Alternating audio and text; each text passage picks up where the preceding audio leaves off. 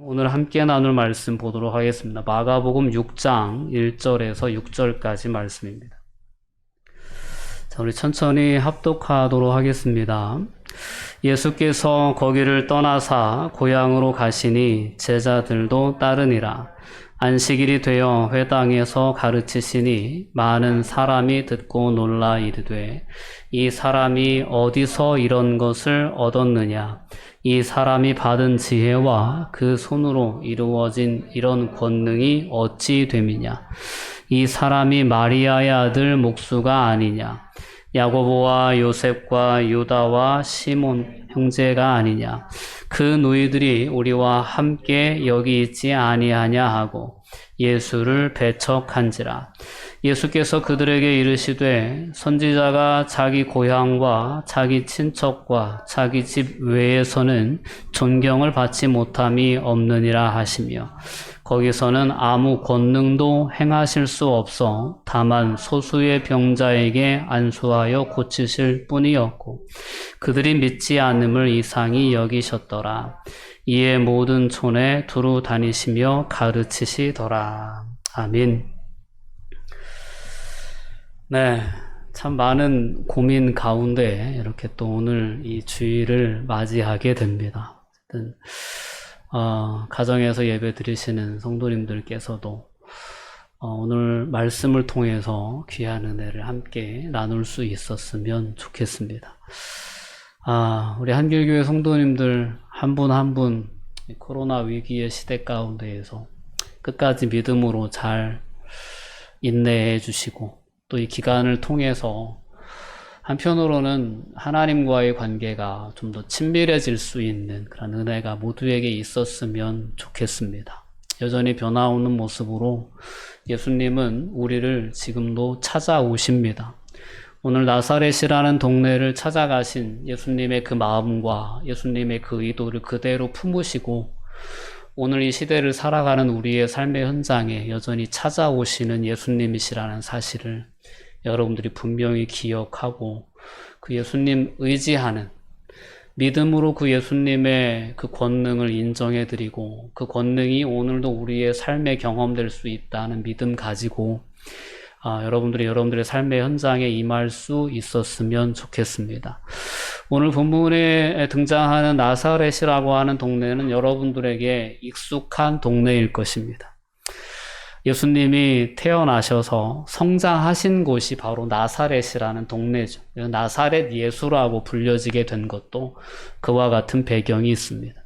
오늘 예수님께서 가버나움에서의 사역을 정리하시고 나사렛으로 방문하십니다. 나사렛에 있는 자신의 가족, 친지, 고향 사람들에게도 하나님의 은혜가 필요하다는 그러한 어떤 마음을 품고 그들에게 동일한 은혜를 끼치기 위해서 찾아오셨다라고 생각됩니다.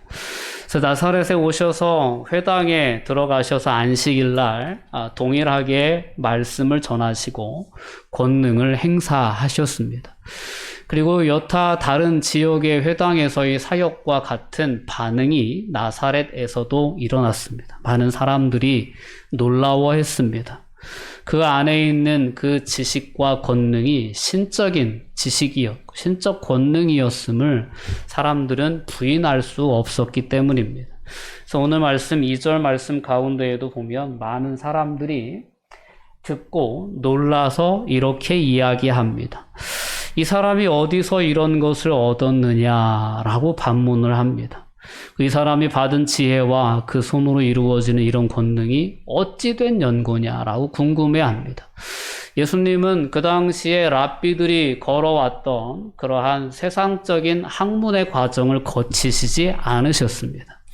오늘 이 나사렛 사람들이 예수님을 알고 있었던 것처럼 예수님은 목수의 아들로 태어나 그 가업을 이어 목수의 삶을 살다가 공생애를 시작하셨기 때문에 특별히 예수의 어린 시절의 삶, 그의 탄생에 대한 이야기, 그의 어떤 목수로서의 삶을 곁에서 함께 보고 함께 겪어왔던 나사렛 동네의 사람들의 입장에서는 더더욱 놀라울 수밖에 없었던 그러한 상황인 거죠. 그래서 이런 어떤 반문을 품을 수밖에 없었던, 이 사람이 어디서 이런 것을 얻었느냐, 배운 것도 아닌데 어떻게 이런 어떤 신적인 지혜와 권능을 행할 수 있느냐, 그가 받은 지혜와 그 손으로 이루어지는 이런 권능이 어찌 된 연고냐라고 그렇게 자문하는 그러한 반응이 일어납니다.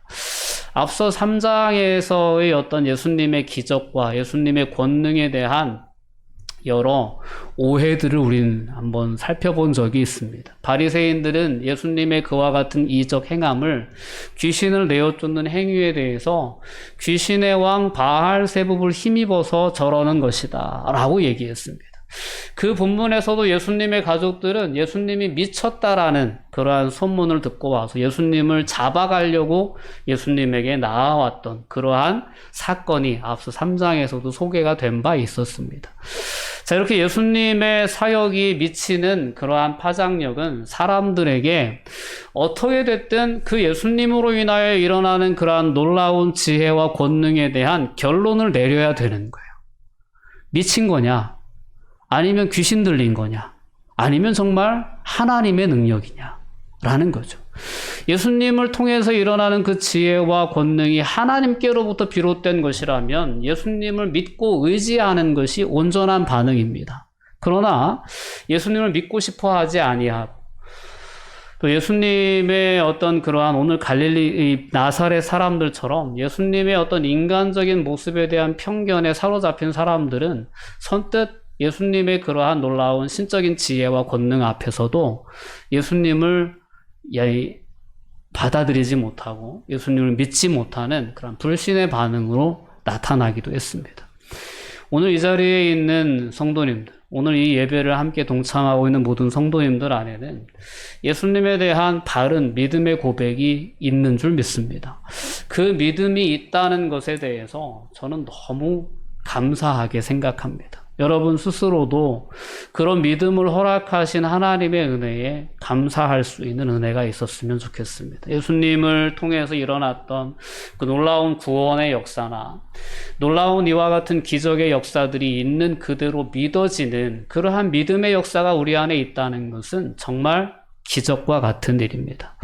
오늘 나사렛의 사람들은 이러한 어떤 반문 속에 3절 말씀을 통해서 보면 그 예수님의 권위를 깎아내리는 듯한 그러한 표현들을 이어서 하고 있는 것을 보게 됩니다. 오늘 3절 말씀을 보면 이 사람이 마리아의 아들 목수가 아니냐, 야고보와 요셉과 유다와 시몬의 형제가 아니냐, 그 누이들이 우리와 함께 여기 있지 아니하냐 하고 예수를 배척했다라고 3절 말씀은 분명히 표현하고 있습니다. 나사렛의 사람들, 예수님이 그들을 방문하신 목적은 그들에게도 동일한 하나님의 은혜, 하나님의 구원의 복음, 하나님 나라의 복음의 메시지를 증거하고 그들에게도 여전히 눌려있는 삶의 문제들로부터 그들을 직접적으로 구원해 주시기 위해서, 그러한 은혜와 복을 증거하기 위해서 나사렛에 방문하셨건만 그 동일한 말씀과 그 동일한 권능 앞에서 나사렛 사람들이 보인 반응은 적대적인 반응이었다라는 것입니다. 오늘 특별히 3절 말씀에 나와 있는 그 나사렛 사람들이 예수님에게 하는 그 반문은 상당히 예수님을 조롱하고 예수님의 행동에 대해 비아냥거리는 듯한 표현으로 가득 차 있습니다. 특별히 이 사람이 목수가 아니냐라는 그러한 반문은, 야, 너 그 사람 우리랑 똑같은 나라는 그 사람 아니냐, 똑같이 우리처럼 보통 사람들과 마찬가지로 노동을 해서 먹고 사는 노동자의 삶을 살아갔던 사람 아니냐라는 그러한 표현입니다. 앞서 말씀드렸던 것처럼 예수님은 어떤 체계적인 교육 과정을 거쳐서 랍비가 되고 그 안에 신적인 어떤 능력을 덧입은 그러한 케이스라기보다는 하나님의 어떤 놀라운 구원의 계획 가운데 아무도 생각하지 못한 그런 하나님의 놀라운 섭리하심 가운데 하나님이 이 땅에 보내신 구원자, 메시아로서 오셨기 때문에 나사렛의 사람들에게는 더더욱 그 예수님의 신적인 권위를 인정하기 쉽지 않았을 것이라 보입니다. 어쨌든 이 사람들이 예수님을 통해서 나타난 지혜와 권능을 보고서도 이 사람들은 예수님의 그러한 권위를 깎아내리는 듯한 이와 같은 반문을 하게 되었다라는 겁니다. 이 사람이 목수가 아니냐? 이 사람 우리같이 평범한 사람 아니었냐? 라는 그러한 질문입니다. 또 두 번째, 오늘 본문 가운데 나오는 질문은 이 사람이 마리아의 아들이 아니냐라는 표현이 등장합니다. 마리아의 아들, 즉 어머니의 이름을 지칭해서 어머니의 아들이라는 그러한 호칭을 사용을 합니다. 당시에 유대인들의 어떤 문화에 의하면 그 아버지가 심지어 설령 살아계시지 않다고 하더라도 어떤 한 사람을 지칭할 때 아버지의 아들로 지칭하는 것이 맞습니다. 요셉의 아들로 지칭하는 것이 기본적인 예의였다라는 겁니다. 문화였어요.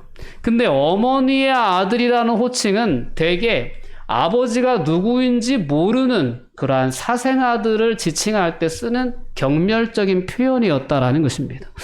우리가 지금 생각하기에는 엄마의 아들로 불러도 상관없지 이럴 수 있는 그 시대를 우리는 살아가고 있지만 오늘 예수님의 그 시대에 어머니의 아들로 지칭하는 이 표현은 상당히 어떤 한 사람의 인격을 이렇게 무시하는 표현이었다라는 것입니다.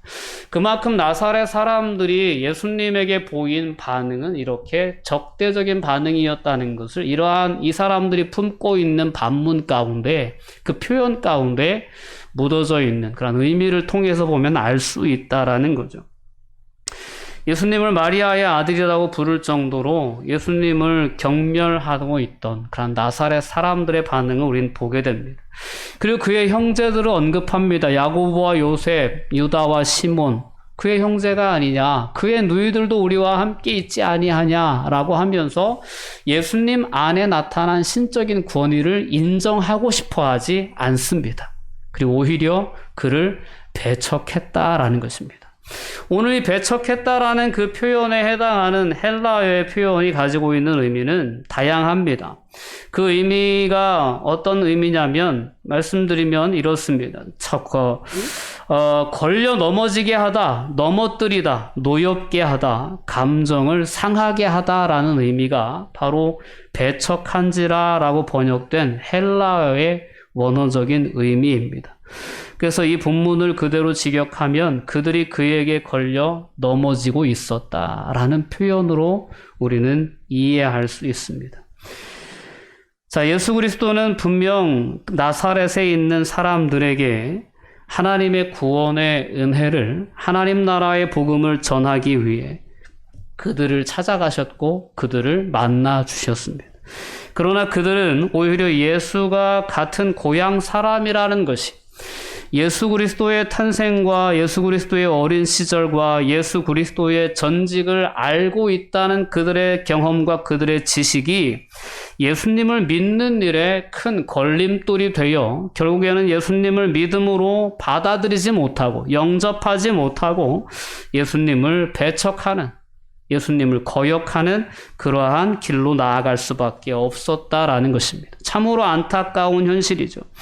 자, 우리가 이렇게 오늘 본문 말씀을 통해서 돌아볼 수 있는 것은 우리가 가지고 있는 어떤 선입관이, 우리가 가지고 있던 어떤 신앙적인 그 관념이, 우리가 가지고 있는 어떤 예수님에 대한, 하나님에 대한 이해가 때로는 하나님의 놀라운 권능을 가로막는 걸림돌이 될 수도 있다라는 것을 우리가 다시금 오늘 말씀을 통해 돌아볼 수 있었으면 좋겠습니다. 특별히 오늘 우리가 사는 이 시대 가운데에서는 하나님의 능력이 성경의 시대만큼 드러나지 않는다라는 오해가 오늘 이 시대를 살아가는 그리스도인들이 품고 살아가는 가장 큰 장애 요인이 아닐까 생각해 봅니다. 이제 질병을 놓고 그렇게 기도한다고 해결되는 것 아니야. 그냥 질병은 병원에 가서 해결해야 되는 거야 라는 그러한 현대적인 인식이 우리에게는 너무나도 분명하게 자리 잡혀 있습니다. 그래서 우리의 연약함을 가지고 하나님 앞에 간절하게 기도하지 않습니다. 결과적으로는 그런 거예요. 우리의 삶의 문제를 가지고도 그 삶의 문제를 해결하실 수 있는 능력이, 그 권능이 하나님께 있다라고 믿지 않습니다. 때로는 우리의 믿음은 그렇게 고백할지 몰라도 우리의 현실은 그 믿음의 고백대로 전적으로 하나님을 신뢰하며 하나님께 내려놓지 않고 하나님께 맡기지 않는 그러한 삶을 살아가고 있습니다. 어느덧 하나님이 역사하시지 않는, 어느덧 하나님의 역사를 경험할 수 없다라고 하는 그러한 신앙적인 패배감이 우리의 삶의 깊은 경험으로 자리 잡고 있지 않나 싶습니다. 이러한 경험들이 오늘도 우리의 삶의 자리에 여전히 함께 하시고 역사하실 수 있는 하나님의 권능을, 하나님의 지혜를 가로막는 걸림돌이 될 수 있구나라는 것을 오늘 말씀을 통해 우리가 되짚어 볼 수 있었으면 좋겠습니다. 나는 어떤 믿음으로 하나님 앞에 서고 있는가라는 것을 다시금 점검해 볼 수 있는 은혜가 오늘 이 시간 우리 모두에게 있었으면 좋겠습니다. 여러분, 다시금 우리의 믿음을 회복할 수 있기를 바랍니다. 지난주에 우리가 함께 나눴던 말씀의 주인공, 12의 혈류증을 알아왔던 여인, 자신의 가진 것을 가지고 세상의 모든 의원들을 쫓아다니면서 좋다고 하는 모든 방법을 다 적용해 보았지만 오히려 상태만 악화되었고 가진 것만 다 탕진하게 될 수밖에 없었던 그 여인의 절망스러운 상황 가운데에서 그가 예수의 소문을 듣고 예수 그리스도를 만져보겠다는 그런 시도를 할 수 있는 그런 믿음으로까지 나아가지 않았습니다. 믿음이 있을 때 그 믿음에 하나님의 역사는 경험되어진다는 것을 우리는 앞선 이야기를 통하여서 분명히 기억할 수 있어야 합니다. 오늘 예수님을 배척하는 나사렛 동네에서 예수님은 그로 말미암아 아무런 능력도 아무런 권능도 행하실 수 없었다는 것입니다. 참 안타까운 거죠. 자, 오늘 우리의 믿음과 하나님의 능력은 이러한 연관 관계가 있다는 것을 다시 한번 분명히 기억할 수 있어야 합니다. 우리가 오늘 이 시대 가운데 하나님의 역사하심을, 하나님의 능력을 경험하지 못하는 가장 결정적인 이유는 우리의 믿음 없음에 있구나 라는 것을 돌아볼 수 있었으면 좋겠습니다. 나는 하나님을 어떻게 인식하고 있는가? 나는 하나님을 어떻게 믿고 있는가? 이 부분을 우리는 끊임없이 점검해 나가야 될 줄 믿습니다. 오늘 이와 같은 상황을 경험하시면서 예수님께서는 선지자에 대한 말씀을 인용하십니다. 선지자가 자기 고향과 자기 친척과 자기 집 외에서는 존경을 받지 못함이 없느니라 라고 하면서 속상해 하시는 예수님의 마음을 우리는 보게 됩니다.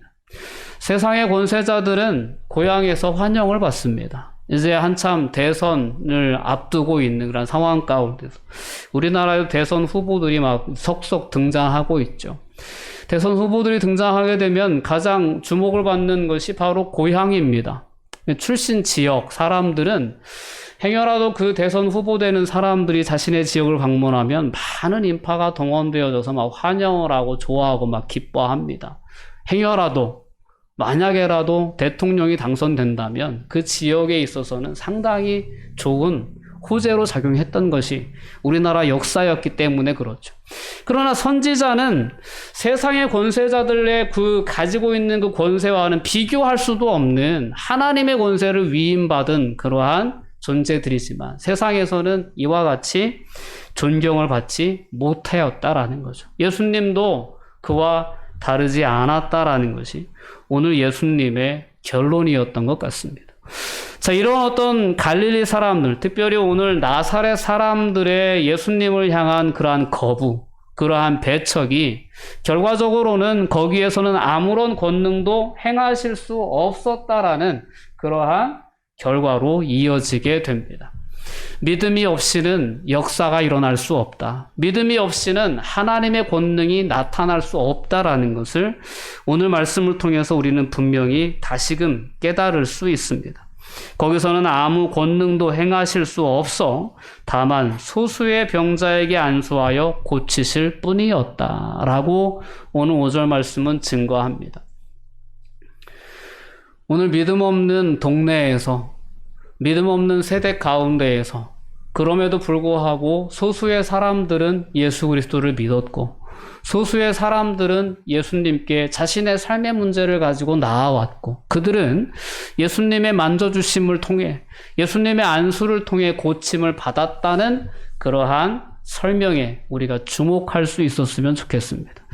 세상이 흔들리고 세상의 믿음이 없어지는 그러한 믿음의 위기의 시대를 우리가 살아가고 있습니다. 그러나 이러한 시대 가운데서도 여전히 믿음으로 하나님 앞에 자신의 문제를 내어놓는 그 사람들은 하나님의 능력을 경험하게 될 것입니다. 이것이 오늘 본문이 우리에게 도전해주는 내용이라고 저는 말씀드리고 싶습니다. 나사렛의 많은 무리들은 대세는 예수님을 배척했습니다. 거슬렀어요. 그러나 그들 중에도 소수의 사람들은 예수님께 자신의 질병을 의탁했습니다. 예수님을 의지했어요. 그 놀라운 치유의 은혜를 경험하게 되었다라는 것입니다. 오늘 말씀은 우리에게 분명한 믿음의 내용에 대해서, 믿음의 힘에 대해서 증거하고 있습니다. 12의 혈류증을 앓는 여인에게도 예수님은 분명히 말씀하셨죠. 따라 내 믿음이 너를 구원하였다라고 선언해 주셨습니다. 야이로에게도 그의 흔들리는 믿음을 붙잡아 주시면서 의심하지 말고 두려워하지 말고 믿기만 해라 라고 그의 믿음을 붙잡아 주시고 그의 딸을 죽음으로부터 일으켜 세워 주셨습니다. 오늘도 우리 안에 예수 그리스도에 대한 믿음이 흔들림 없이 견고하게 자리 잡고 있다면 예수님은 오늘도 우리의 삶의 자리에 그 믿음을 근거로 개입하실 수 있습니다. 역사하실 수 있습니다. 이것이 오늘 말씀이 우리에게 주는 진정한 복음인 줄 믿습니다. 사람의 믿음이 없이는 기적이 일어날 수 없다라는 것을 복음서는 분명히 우리에게 깨우쳐 줍니다.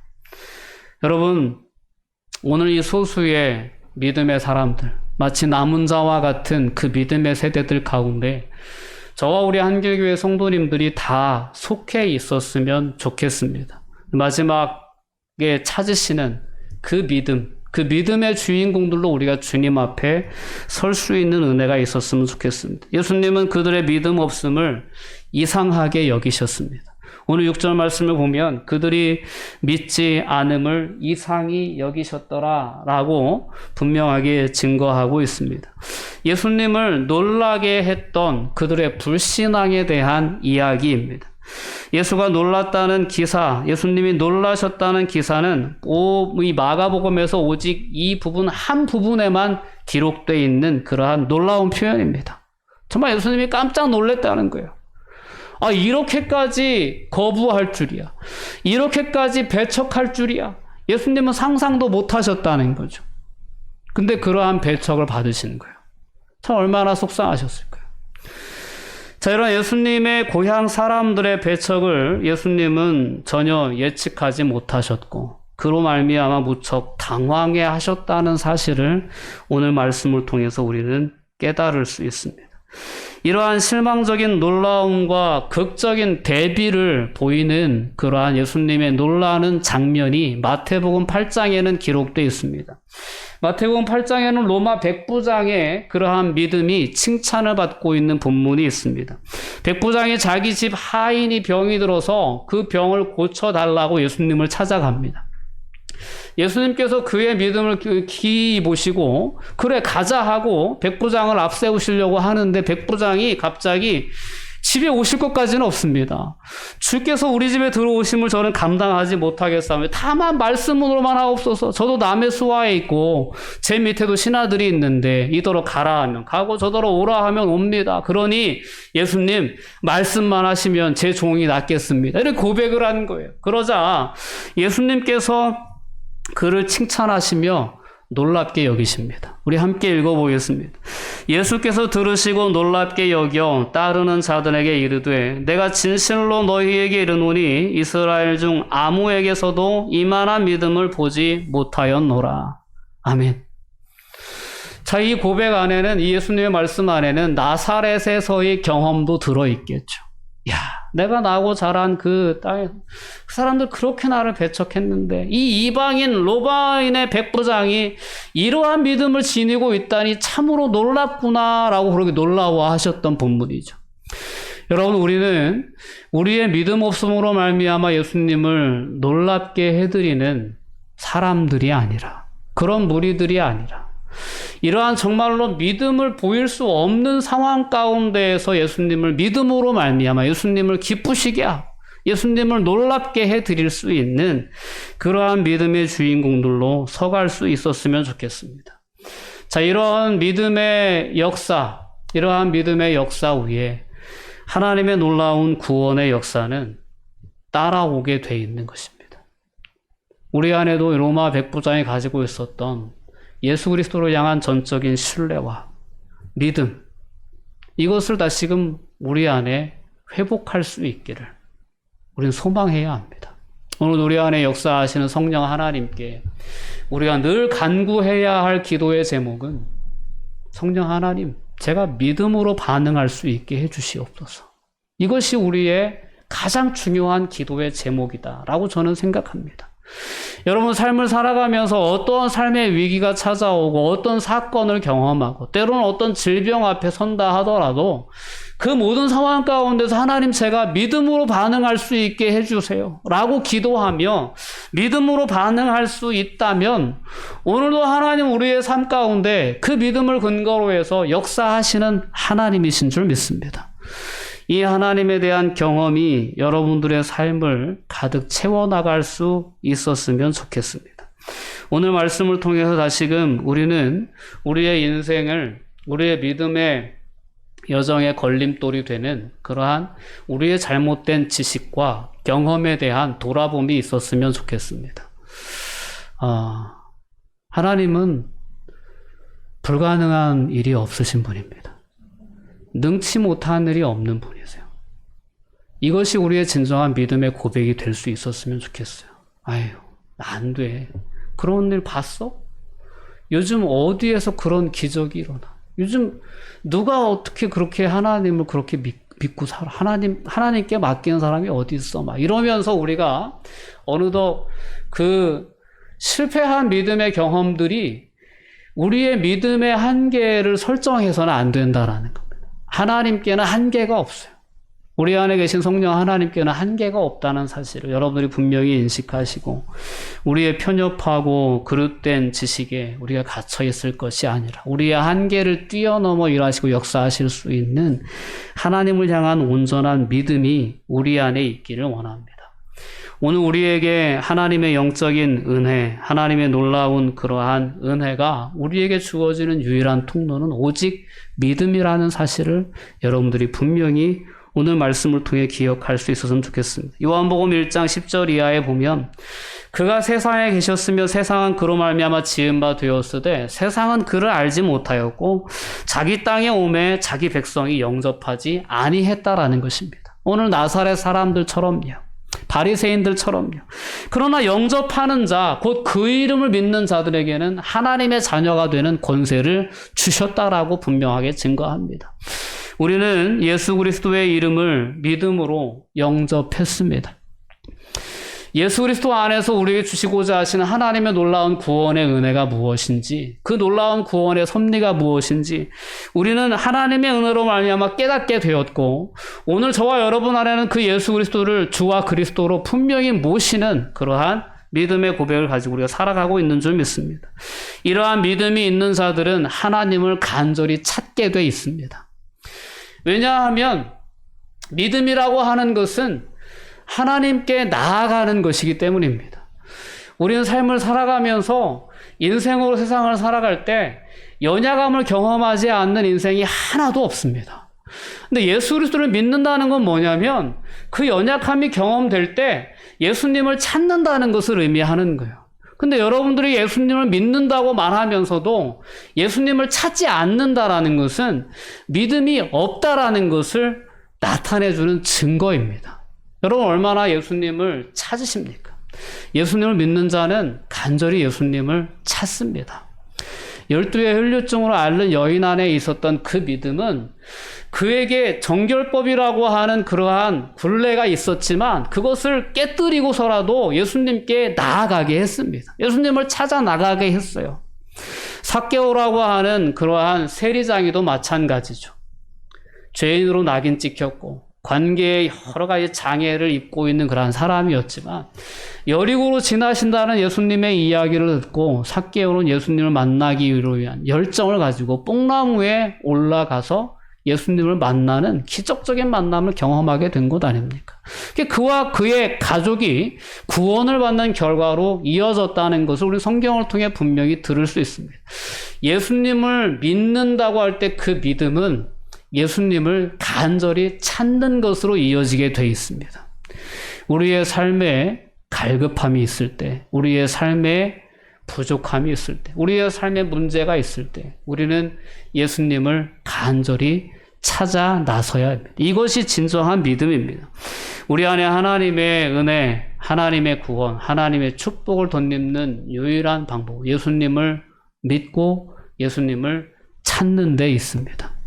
다시금 우리의 믿음이 회복되어지고 우리가 하나님을 향한, 하나님을 만나기, 예수 그리스도를 향한 그 찾아 나서는 그 간절함이, 그러한 어떤 열심이 우리 안에 회복될 수 있었으면 좋겠습니다. 하나님의 약속은 예수님이라는 그 이름을, 예수라는 그 이름 두 글자를 간직하고 있는 사람에게 경험되어지는 것이 아니고 하나님의 뜻을 행하는 자들에게 하나님의 약속은 성취된다는 사실을 분명히 기억해야 합니다.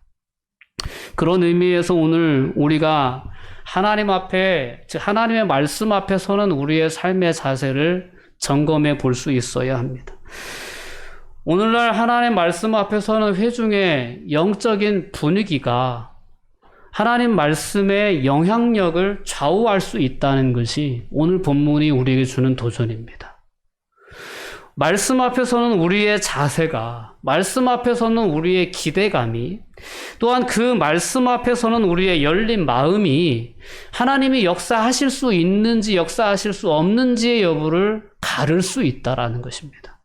이것이 얼마나 중요한 부분인가를 우리가 분명히 깨달을 수 있어야 합니다.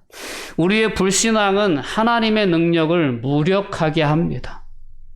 우리가 아무런 기대 없이, 아무런 사모함 없이 말씀 앞에 서는 것은 그 말씀이 우리에게 아무런 역사가 일어나지 못하도록 하는 가장 결정적인 원인이 될 수 있다는 것을 오늘 말씀을 통해 분명히 돌아볼 수 있어야 합니다. 이러한 인식들이 팽배해져 나갈 때 하나님의 말씀은 아무런 역사 없이 그저 스쳐 지나가는 그러한 말씀이 될 수밖에 없다는 것을, 그러나 하나님의 능력이 나타나는 시간과 장소는 점점 우리의 삶의 여정 가운데에서 제한되어져 갈 수밖에 없다는 것을 우리가 분명히 오늘 말씀을 통해 깨달을 수 있어야 합니다. 아, 나의 믿음이 정말 중요하구나. 내가 정말 하나님의 말씀을 대하는 나의 태도가 정말 중요하구나. 하나님의 은혜를 향한 나의 간절한 사모함이 정말 중요하구나라는 것을 오늘 말씀을 통해 분명히 깨닫고 여러분들의 앞으로의 신앙 여정 가운데에서 여러분들이 말씀 앞에 서는 그 태도를 다시금 새롭게 할 수 있었으면 좋겠습니다.